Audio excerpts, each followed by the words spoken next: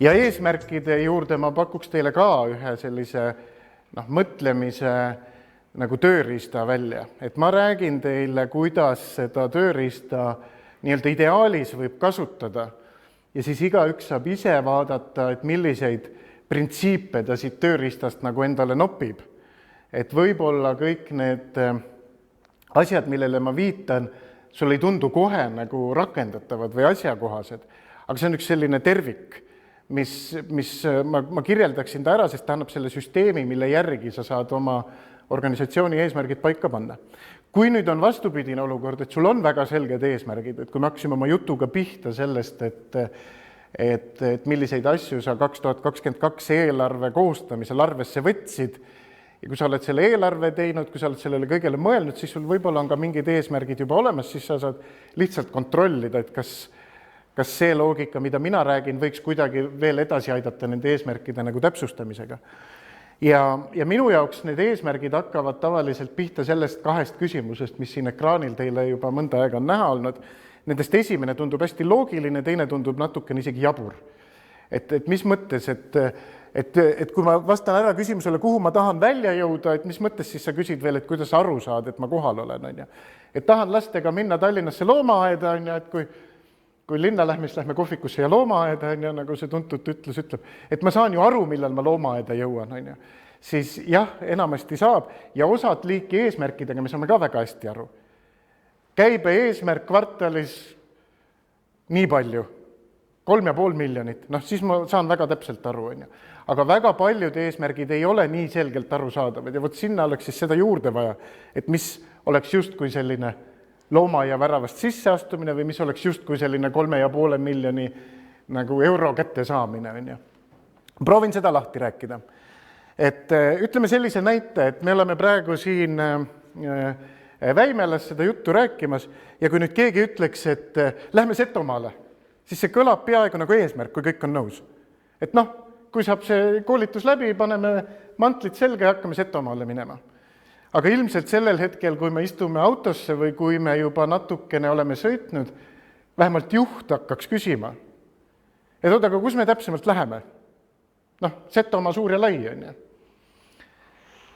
Kui keegi ütleb, et lähme 2 tunniga Väimelast Värskasse, siis see on juba palju konkreetsem, me jõuame ikka Setomaale. Aga nüüd enam juhile ei teki küsimus, vähemalt mitte enne, kui Värska sildi alt sisse sõidame, et kuhu täpselt. Ja siis tal on juba palju detailsem, et spaasse või poodi või sinna tšäimajja on.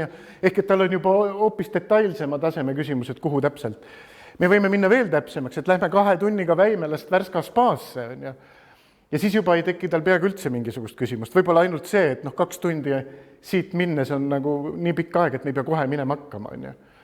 Aga mis ma nagu öelda tahan, on see, et selles esimeses eesmärgis, mis kõlab eesmärgina, mida me ka aeg-ajalt endale sõnastame, ei ole sellist konkreetsust, et me saaks aru, millal me oleme sellisel kujul kohal, et me oleme selle saavutatud tulemusega rahul.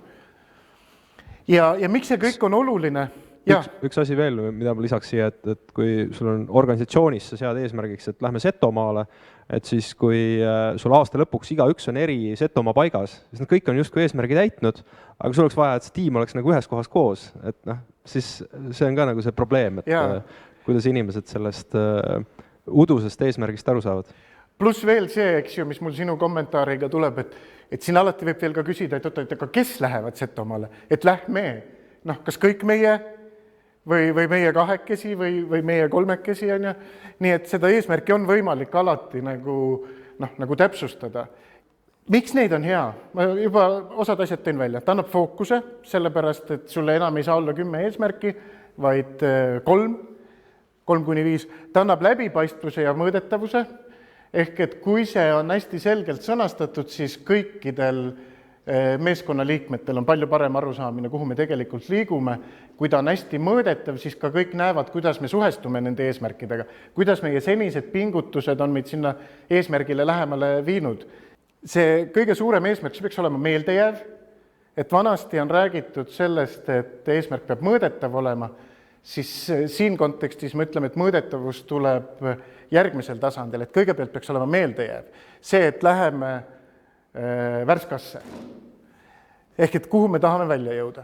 tuleb sellega koos ja see, kuhu me tahame jõuda ja kuidas me saame aru, et me kohale oleme jõudnud, tuleb siis läbi nende mõõdikute, on ju, ehk et 2 tunni jooksul 3 noh, võib-olla määrame veel täpsemalt, mis, ma ei tea, kiirusega tahame liikuda, ehk et seal tuleb sisse mingisugune number ja seda on enda jaoks hästi hea kontrollida nii, et kas sa suudad selle öelda sellisel kujul välja, et me oleme edukad, kui näitaja X paraneb Y võrra. Ehk et kui sa saad nagu nii konkreetseks nagu selle eesmärgi ja mõõdiku sõnastamisega minna, et sa ei pea vahepeal hinge tõmbama või sisse hingama, kui sa seda eesmärki ütled, siis on ta nagu piisavalt täpne.